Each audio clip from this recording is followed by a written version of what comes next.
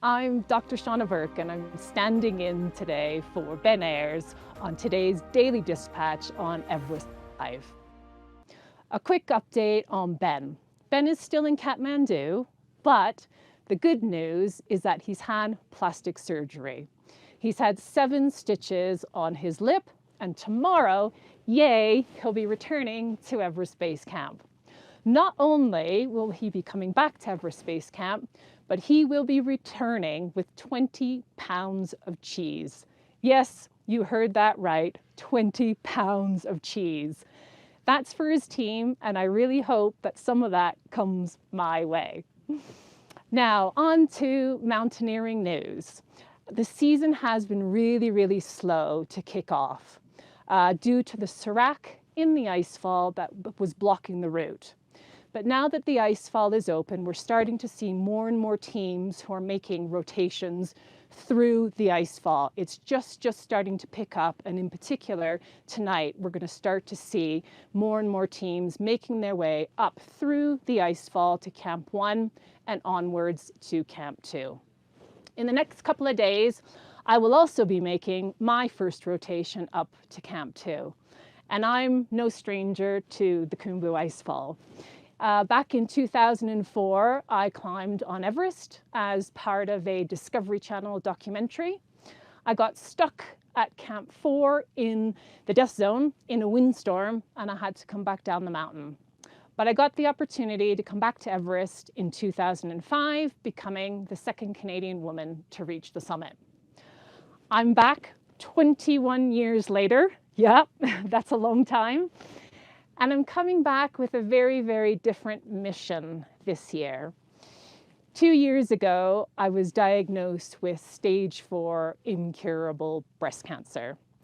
I underwent 4.5 months of chemotherapy, a double mastectomy, an operation on my liver, 3 weeks of radiotherapy. I had an oophorectomy. I then had another operation on my liver. And throughout my treatment, I made the decision that I wanted to come back to the Himalayas. Nepal and Mount Everest hold a very special place in my heart. The mountains is just one of the most incredible, most beautiful places on the planet to be.